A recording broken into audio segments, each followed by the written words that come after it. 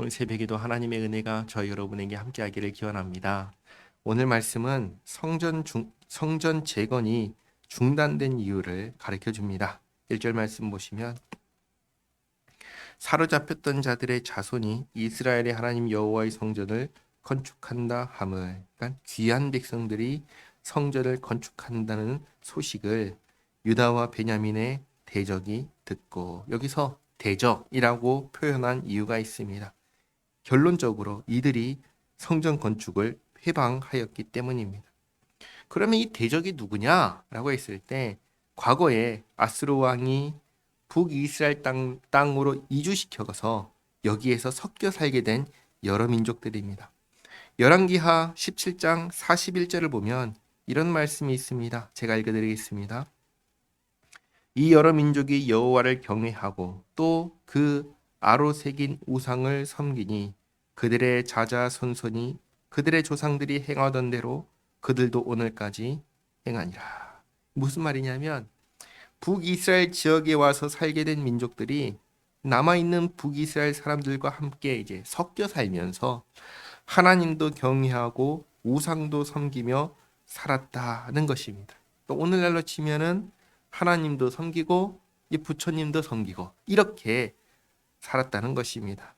그러면서 다시 돌아와 에스라 4장 2절을 보시면 스룹바벨과 족장들에게 나와 이르되 우리도 너희와 함께 건축하게 하라. 우리도 너희같이 너희 하나님을 찾노라. 이렇게 말합니다.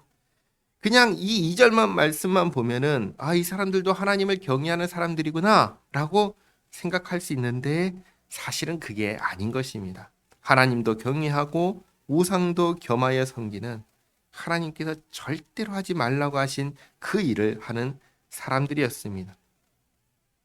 하나님께서는 하나님을 섬기며 동시에 다른 신을 섬기지 말라 하셨습니다. 열왕기하 17장 35절 말씀 제가 읽어드립니다.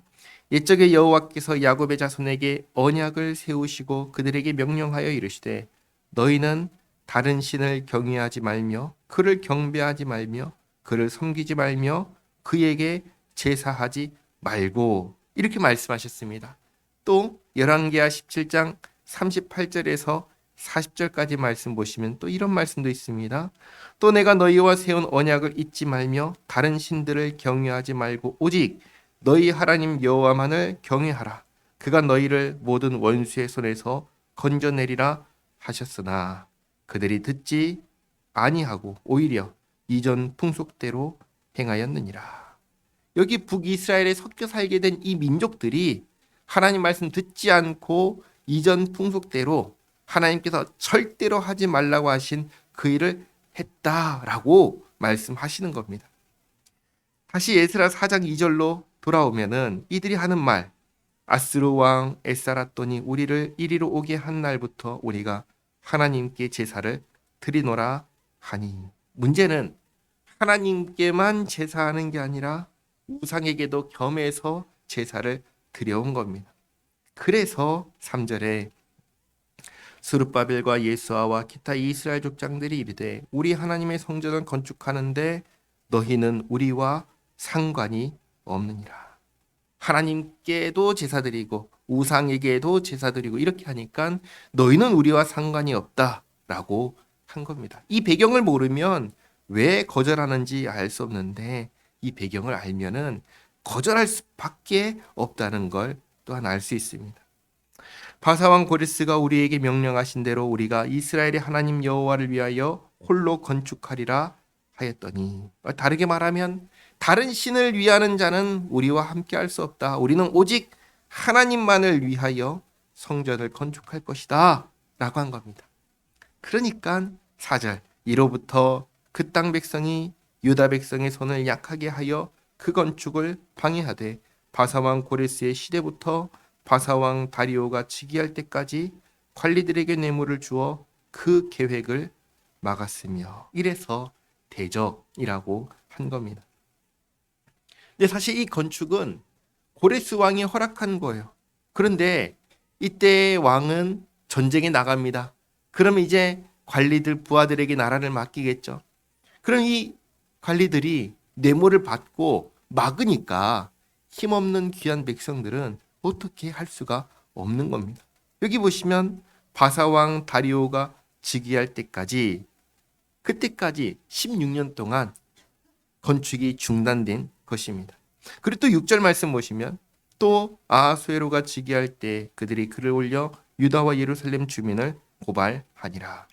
여기 아하수에로는 누구냐면 에스더를 왕후로 삼은 그 왕입니다. 그러니까 이걸 보면은 에스더와 모르드게가 왜 자신이 유다인인지를 밝히지 않았는지를 여기서 알 수 있습니다. 또 7절 말씀 보시면 아닥사스다 때 비슬람과 미드르닷과 다부엘과 그의 동료들이 바사왕 아닥사스다에게 글을 올렸으니 그 글은 아람 문자와 아람 방언으로 써서 진술하였더라. 방백 르훔과 서기관 심세가 아닥사스다 왕에게 올려 예루살렘 백성을 고발한 그 글에 방백 르훔과 서기관 심세와 그의 동료 디나 사람과 아바사 사람과 다블레 사람과 아바세 사람과 아렉 사람과 바벨론 사람과 수산 사람과 대해 사람과 엘람 사람과 그 밖의 백성 곧 존귀한 오스나빨이 사마리아 성과 유브라데 강 건너편 다른 땅에 옮겨둔 자들과 함께 고발한다 하였더라. 아멘. 이렇게 해서 우리가 학개와 스가랴를 통해서 알게 된 그 상황, 모든 것이 중단된 그 상황에 이르게 된 겁니다. 분명히 귀한 백성들은 귀환할 때에는 성전을 짓고자 하였습니다. 이게 1차 제일 우선하는 목표였습니다. 하나님 중심으로 살아가려고 했습니다. 분명히 고레스 왕에게 허락도 받았습니다. 충분히 할 수 있었습니다. 그런데 자꾸만 회방을 놓으니까 마음이 꺾인 것입니다. 귀한 백성들이 타협하지 않고 하나님 중심으로 일을 하려고 한 것 정말 잘한 일입니다. 하지만 계속된 반대를 극복하지 못하고 포기해버린 것은 잘못한 일입니다. 그 결과 어떻게 됐죠? 16년 동안 정말 되는 일 없이 아무것도 손에 잡히지 않게 그렇게 지내게 된 겁니다. 그러니 오늘 한 가지만 기억하시기 바랍니다. 타협하지 않고 하나님께서 기뻐하시는 신앙생활을 하려면 그 반대를 겪을 수밖에 없습니다.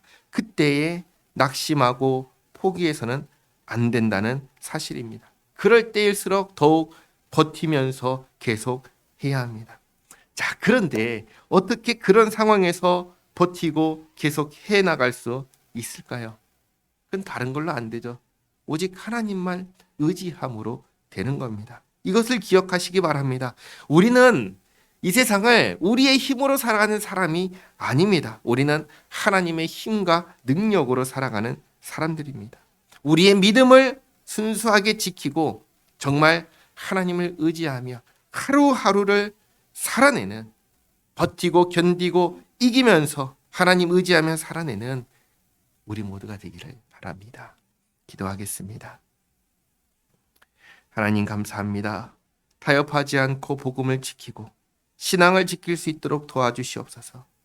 반대에 부딪히고 고난이 닥칠 때 낙심하지 않게 하시고 버티고 계속 해낼 수 있도록 도와주시옵소서. 저희가 늘 주님만 바라보고 의지하며 이 모든 어려운 난관들 잘 이겨낼 수 있도록 주님 도와주시옵소서. 그리하여 정말 주님 기뻐하시는 신자의 삶을 살게 하옵소서. 예수님의 이름으로 기도하옵나이다. 아멘.